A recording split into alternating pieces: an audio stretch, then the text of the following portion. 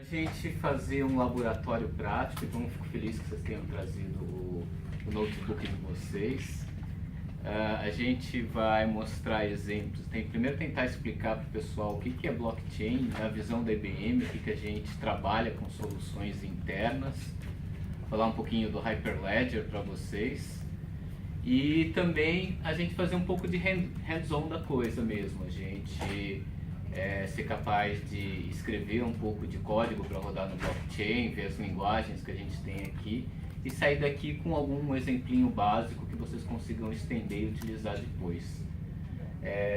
Eu trabalho como pesquisador em IBM Research faz algum tempo, a minha área específica do nosso time é de blockchain e o nosso grupo, junto com o grupo de desenvolvimento, desenvolve a plataforma, são uma das várias pessoas, né, que estão envolvidas na comunidade do desenvolvimento do Hyperledger.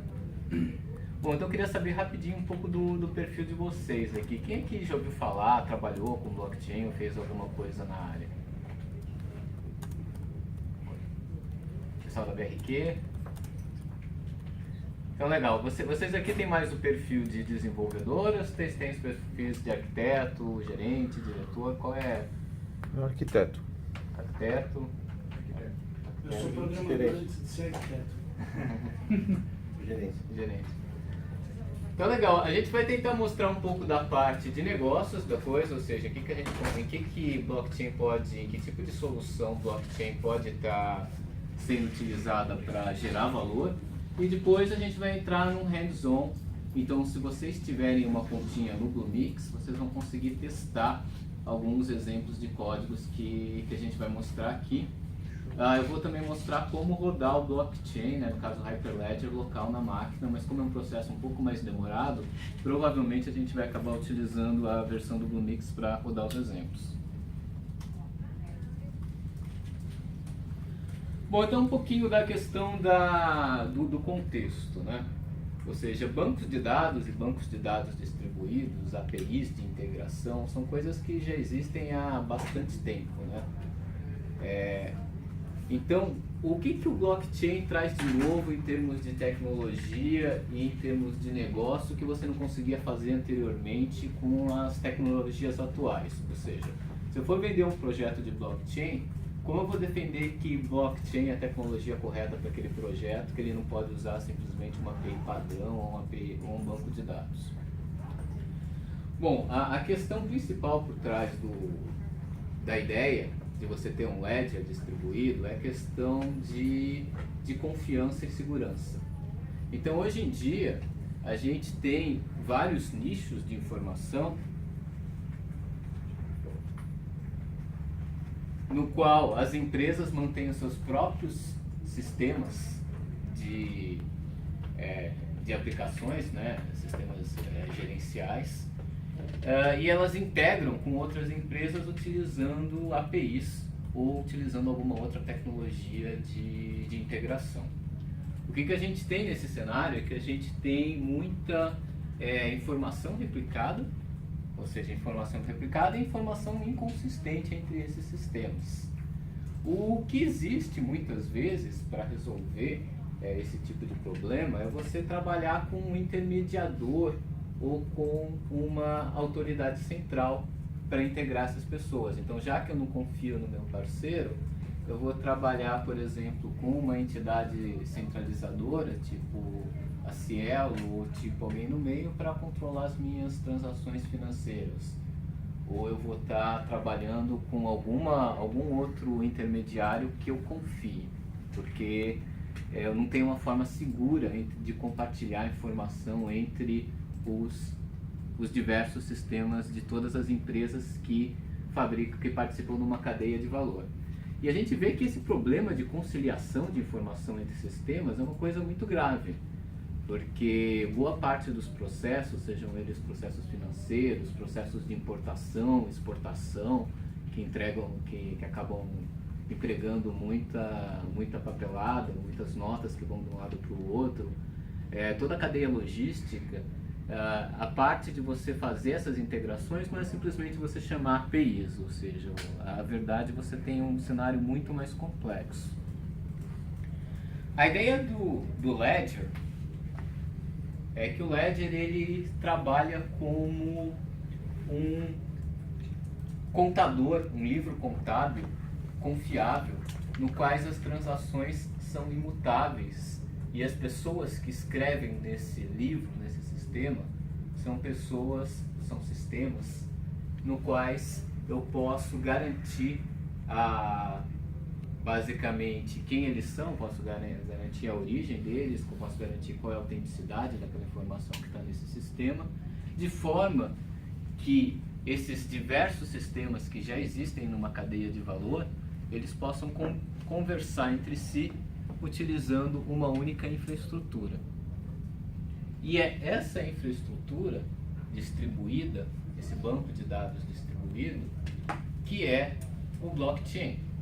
Então o blockchain, ele simplesmente no nível técnico, ele é uma lista ligada de blocos de transações imutáveis, no quais eu tenho uma forma segura de garantir esses blocos e eu tenho uma forma segura de ter um consenso entre cada um dos nós, dos participantes dessa rede, para compartilhar essa informação.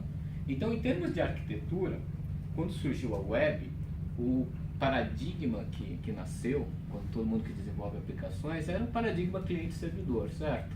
Você tinha um servidor e você tinha os diversos clientes que conectavam naquele servidor, e a informação ficava concentrada num único servidor. Então a aplicação ela rodava num único lugar. Então eu tinha a minha aplicação e o meu concorrente, ou meu colega, ou meu parceiro tinha uma outra aplicação dele que fazia a mesma coisa. Não existia um padrão de aplicação que fosse compartilhado por todo mundo. Então o programa ele rodava num único servidor. A ideia do blockchain é que a gente desenvolva programas, esses programas a gente chama eles de smart contracts, que podem ser executados em qualquer um dos nós da rede, de forma que todos os participantes dessa rede executem o mesmo programa e estejam executando as mesmas regras acordadas entre esses participantes de uma rede. Isso não quer dizer que eu não possa ter contratos específicos. Por exemplo, eu quero fazer um contrato específico para o meu parceiro, no qual só eu e o meu parceiro de logística eu vou dar um desconto para ele porque eu tenho um grande volume de transações. Não tem?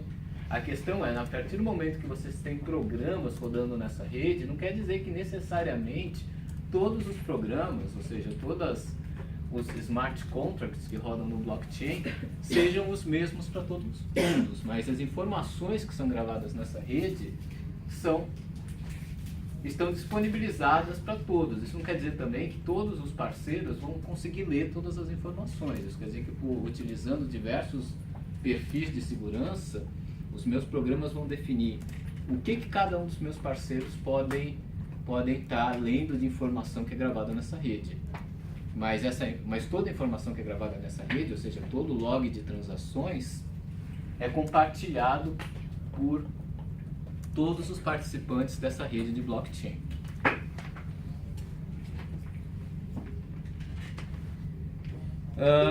Então, algumas características de blockchain de vários sistemas versus o que existe no Hyperledger da IBM.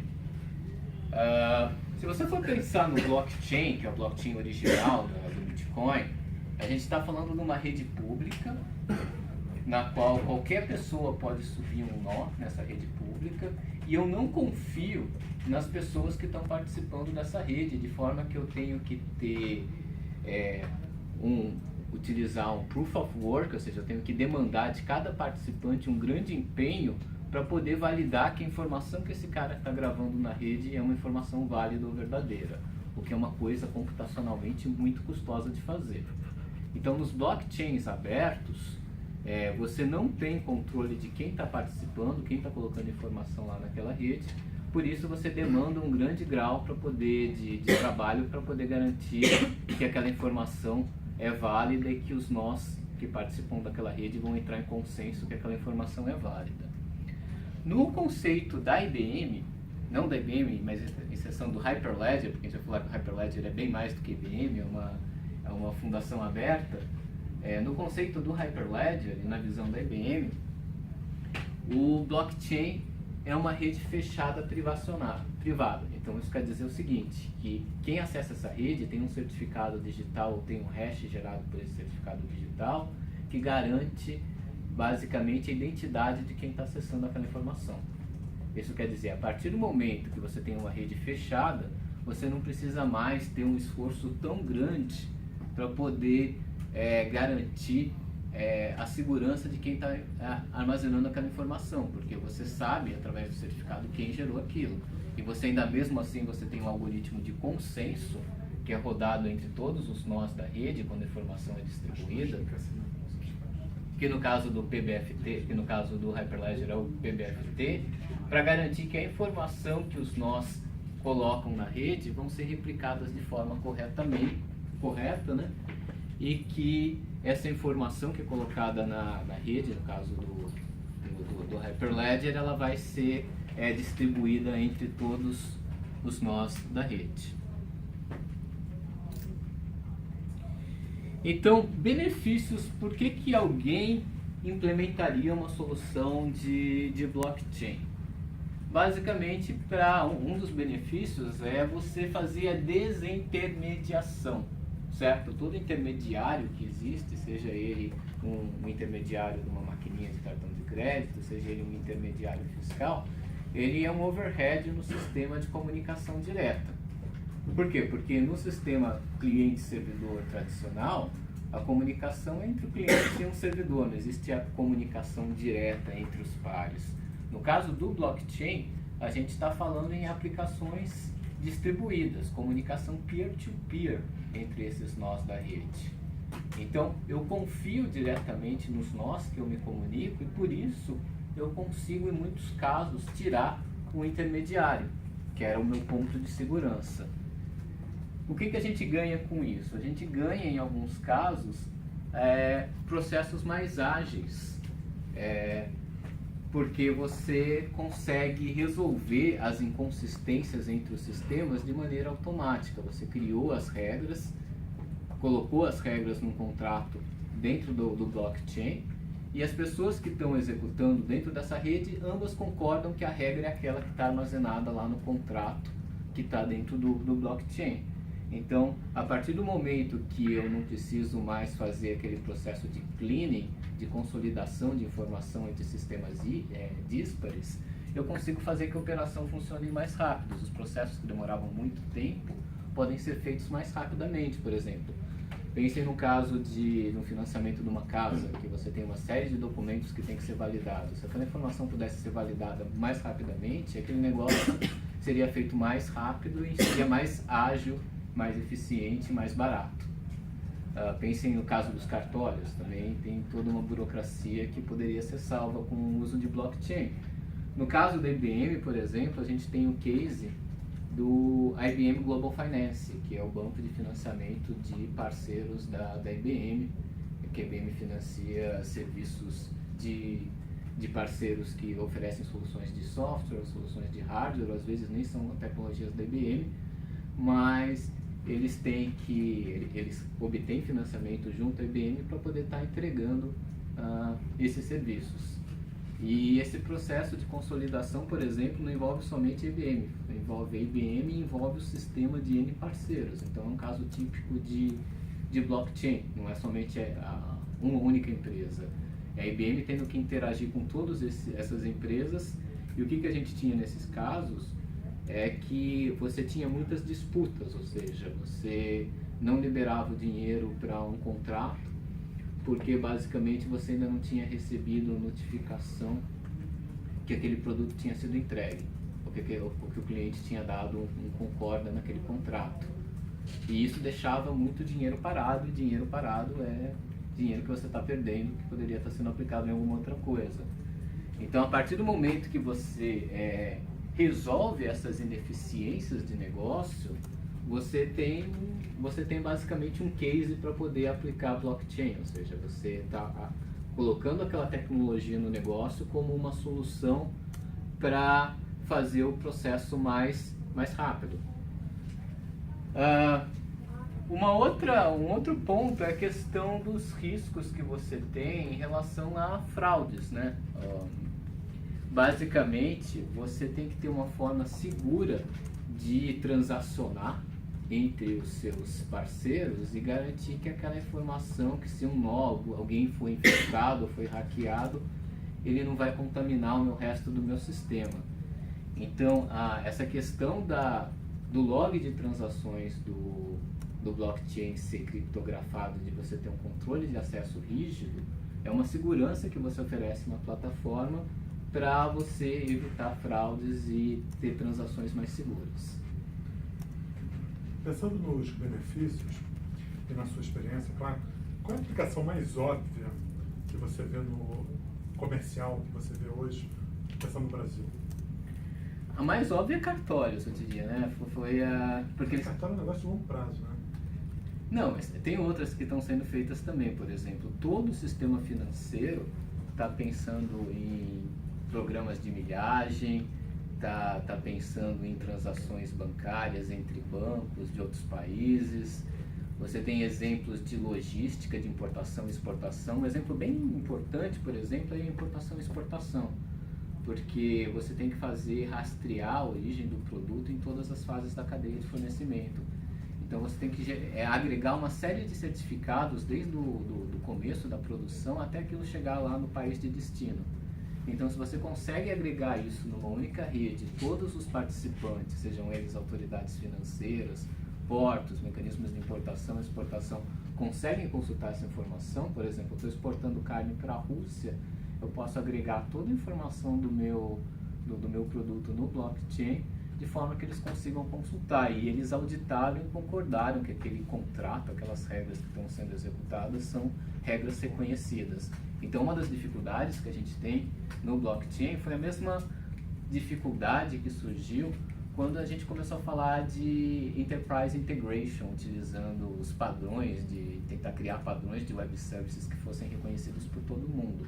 O que está surgindo é a chance da gente rediscutir o assunto, porque eu acho que padrões de negócio para web services foi uma coisa que falhou. Tinha o BizTalk da Microsoft, há muitos anos atrás eles queriam fazer aquilo, e não era reconhecido que aquilo era um padrão. Então a gente chegou numa maturidade maior, que se a gente quiser criar padrões, a gente tem que conversar com todos os envolvidos, colocá-los numa mesa e falar, olha, a gente vai definir um padrão para a sua indústria, esse padrão vai ser codificado num smart contract e ele vai ser colocado no blockchain. Então o blockchain, como solução de negócios, como solução técnica, se você não tiver um time de negócios por trás que seja capaz de conciliar os interesses de toda uma indústria que você está aplicando aquilo, você vai ser simplesmente mais uma aplicação entre você e os seus parceiros. Pense, por exemplo, aquela questão de crédito positivo e negativo, de você poder compartilhar informação entre todas as instituições. Know Your Customer, que é uma questão de você compartilhar a identidade de pessoas entre vários sistemas, num sistema... O valor aumenta conforme o número de terceiras partes envolvidas. Exato. Então, numa rede do blockchain, ela é tão mais poderosa ou valiosa quanto for o número de nós que eu tenho nessa minha rede. É correto afirmar que as empresas que hoje oferecem serviços de EDI, de Electronic Data Interchange, elas tendem a ficar bastante preocupadas com essa solução? Porque, digamos que eu tenho um grande varejista, um Carrefour, um Pão de Açúcar, um Walmart, que hoje transfere arquivos de pagamentos. E esses arquivos de pagamentos, com os pagamentos a serem realizados, eles trafegam hoje através dessas empresas de EDI. Que aí do outro lado, essas empresas de EDI estão lá conectadas com os bancos. Então, quer dizer, essas empresas de EDI, que são hoje os intermediários... Se você oferecer uma solução mais eficiente, se o varejista colocar isso aí lá do lado dele e o fornecedor dele também, ou o banco, né, no caso, também tiver isso, acabou. É muito fácil se você estiver falando com mega players concentrados, você está falando com JBS. Sim, o Carrefour com JBS, Carrefour. Agora a questão é... com Nestlé. A questão é quem vai impor as regras do negócio, por exemplo. Você pode ser uma empresa grande, por exemplo, que é o mesmo sistema das empresas que fazem leilão de serviços, né? basicamente, né? Leilão reverso. Eu sou uma empresa grande, eu quero contratar algum serviço, algum produto, eu lanço um edital lá de um leilão reverso eletrônico, e aí eu tenho que todos os meus concorrentes, todo mundo que estiver interessado, tem que mandar um request for proposal desse negócio. Então, as grandes já têm esse tipo de mecanismo que você está discutindo de alguma forma. Então, se você for pensar em utilizar o blockchain, você tem que pensar, ó, qual é o diferencial que eu tenho, o que eu vou ganhar em relação ao que já existe. Ou seja, eu vou ser simplesmente mais um intermediário, ou eu vou poder fazer isso de uma forma mais barata, mais segura, ou vou ser um concorrente? Por que eu vou entrar nesse mercado? Ok.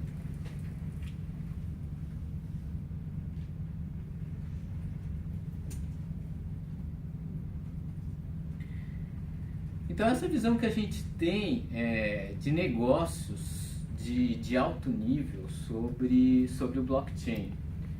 Antes de mostrar alguns cases, eu gostaria de falar um pouco também Então, exemplos de cenários, você me perguntou aqui de cenários óbvios, né? Rastreamento da cadeia de valor, por exemplo, de você ter uma montadora que você coloca toda a informação de todas as peças no blockchain, de forma que quando eu tenho que fazer um recall, eu sei exatamente quais são os veículos, eu posso avisá-los que exatamente eles já têm. Não que eles já não tenham controle de peças, mas eles têm um negócio que pode colocar todos os fornecedores, fazer uma integração da indústria toda. Provavelmente eles devem ter vários sistemas repetidos entre montadoras, entre...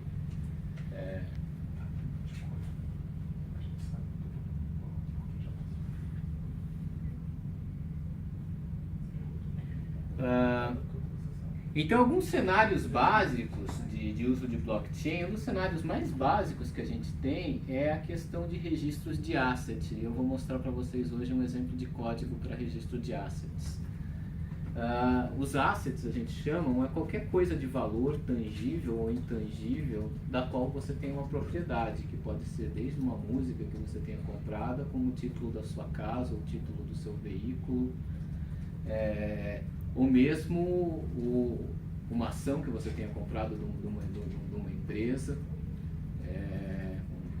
ou basicamente qualquer outra coisa que seja interessante você registrar a propriedade sua. Então, o blockchain vem sendo usado para fazer registros de assets. Só para mim entender, eu ainda estou um pouco leigo ainda no blockchain. Mas o que diferenciaria, por exemplo, de eu ter um contrato assinado digitalmente num cartório, reconhecido num cartório digital, do blockchain? Eu não consigo diferenciar isso, porque eu, por exemplo, trabalhei com o cartório do 8º ofício lá de BH, que é digital.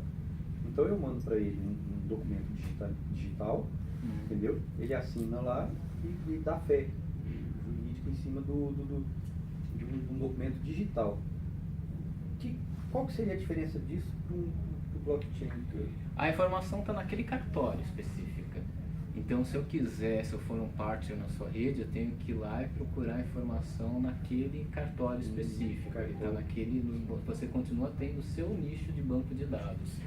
Quando a gente está falando de um cartório rodando no blockchain, você tem, por exemplo, todos os registros de um país numa única base compartilhada. Entendi. Se eu entendi também, assim, eu também estou na mesma, mas assim, pelo que eu estou entendendo, blockchain é como se você fosse fazer todos esses registros aí, meio que fazendo uma analogia aí com a internet, que na verdade são vários nós interligados. Eu tô na rede, eu conectei na rede e eu tenho tudo ali. É uma internet, antigamente era uma internet de informações o que a gente tinha, né? Hoje o que a gente tem na internet pública são informações, né? O que a gente teria seria uma internet de programas que estariam distribuídas, né? Que são os nós, nessas redes. E a ideia, diferentemente da Ethereum ou basicamente do próprio Bitcoin, não é de você ter uma única rede que resolva os problemas do mundo inteiro. A internet é uma rede pública para todo tipo de coisa. A ideia do blockchain é que você tenha vários blockchains para cada tipo de de indústria, cada tipo de problema que você está... Ficaria separado. O blockchain, na nossa visão, ali não é uma rede universal, ela é uma sub-rede de internet. Também não é privada. Não, a ideia principal é que ela seja privada para eu poder garantir a autenticidade de quem está submetendo aquela informação. Porque eu quero que aquela informação que seja submetida na minha rede seja uma informação válida, que eu consiga saber a origem de quem colocou. Então, basicamente, a ideia é o contrário da anonimicidade, é o contrário justamente de você poder rastrear o que aconteceu. O que é uma oportunidade muito importante na indústria de auditoria, se a gente for pensar em níveis de negócios, porque muito dinheiro se faz justamente em auditar os contratos para você garantir que as regras foram seguidas corretamente.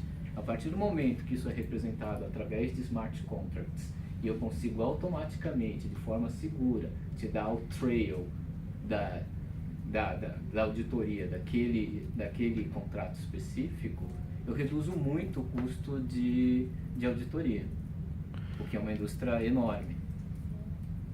Só que peraí, então vamos lá. Só que aí eu imagino o seguinte, todo mundo vai ter o seu bloquinho, todo mundo. As empresas vão ter os seus bloquinhos, os CNPJs, as pessoas jurídicas, no mundo inteiro. Quem vai validar, qual entidade, existirá uma entidade que vai validar aqueles bloquinhos. Quem que é o dono do mundo, então? O dono, né? Tem que ter o dono do mundo. É uma ótima pergunta. O dono do mundo é quem subiu a rede, ou seja, toda rede tem uma autoridade que vai, por exemplo, estar emitindo certificados para as outras empresas que vão entrar nessa rede. Certificados específicos, que nem vai ser uma autoridade específica para o blockchain. Então você não vai comprar um certificado de alguma outra, qualquer pública da internet, da ICANN, qualquer outra pessoa da internet. Você vai ter que ter um certificado emitido pela autoridade que subiu, que iniciou a rede. O que normalmente é feito através de consórcios.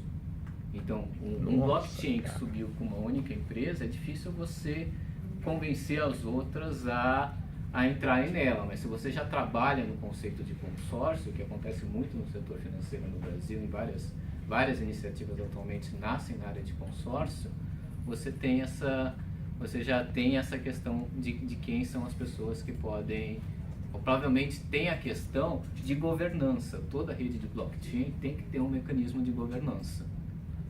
Então é esse mecanismo de governança que é o mecanismo responsável por... E quem que é esse cara? Quem vai ser os primeiros que criaram os primeiros blockchains? É uma rede privada. Você participa dessa rede privada, basicamente quem quiser dentro de cada uma dessas indústrias. Por exemplo, você pode pegar todos os exportadores de carne do Brasil e juntá-los numa rede no qual eles coloquem os certificados de rastreamento de origem animal, para que essa informação esteja disponível para os países no qual esse consórcio já conversou e garantiu que está seguindo as regras desse contrato. A gente está falando disso como exemplo hipotético, mas é o que está acontecendo agora, hoje, no Porto de Singapura, que é um dos portos mais movimentados da Ásia. Ou seja, a questão é, eles têm todos os mecanismos, né, de importação e exportação de coisas que passam por lá, garantir que eles gerem contratos digitais, de forma que quem tenha que transacionar com esse porto possa fazer isso através do blockchain deles. Vamos lá. Existe então um contrato a ser digitalizado, onde as suas regras, cláusulas e demais... O contrato é um programa, vamos deixar claro. Isso. O contrato é um programa. Então, vamos lá, eu estou, novamente, tentando tangibilizar, estou imaginando o seguinte, as empresas de telefonia móvel, que tem os seus contratos malucos aí com seus clientes. Com seus clientes. Cada contrato é de um jeito diferente, que o vendedor vendeu para cada cliente, tem uma necessidade diferente, a forma de pagamento diferente, enfim. Esse contrato hoje que está no papel, vamos tentar migrar do mundo, fazer um exercício de migrar do mundo hoje, mundo atual, para esse novo mundo que já está aí.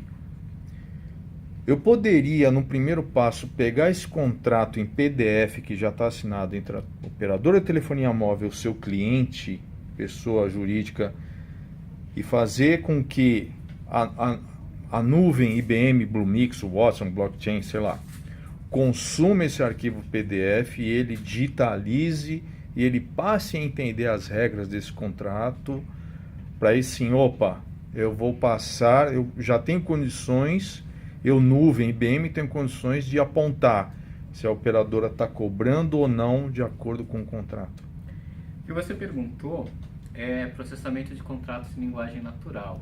A gente trabalha com isso na área de pesquisa, não é uma coisa que esteja pronta para ser feita agora, não é um produto estável. E atualmente a gente trabalha com DSLs, que são Domain Specific Languages. Então, um contrato feito numa DSL, ele vai ser entendível numa estrutura de linguagem limitada. Então, ele consegue entender algumas regras escritas em português ou em inglês dentro dessa linguagem limitada. Isso quer dizer que seria muito difícil você pegar vários contratos criados em linguagens arbitrárias e não fazer nenhum trabalho inicial em cima de adaptar a sua DSL para entender esses tipos de contratos. Então, processamento de regras seguindo linguagem natural é uma das coisas que a gente busca, mas sempre vai ter a questão da ambiguidade e de problemas gerados por linguagem natural. Tá, aí para facilitar o nosso mundo, como você tinha como você estava a falando ideia da Anatel, se tivesse um contrato já padrão, definido, já em blockchain, todo mundo lá ficaria tudo digitalizado, todo mundo ficaria muito mais auditável, muito mais fiscalizável, né? Sim, mas a questão é, os exemplos que a gente vai escrever de smart contracts hoje no nosso laboratório vão ser smart contracts em Java e em Go. O que o pessoal realmente quer é justamente o que você está falando. Eles querem que um contrato que esteja escrito, umas regras que estejam escritas em português ou em inglês, possa ser executado no blockchain. Só que o que a gente tem de tecnologia hoje, você pode até fazer experimentos nessa área, mas trabalhar em domínios muito específicos, domínios bem limitados.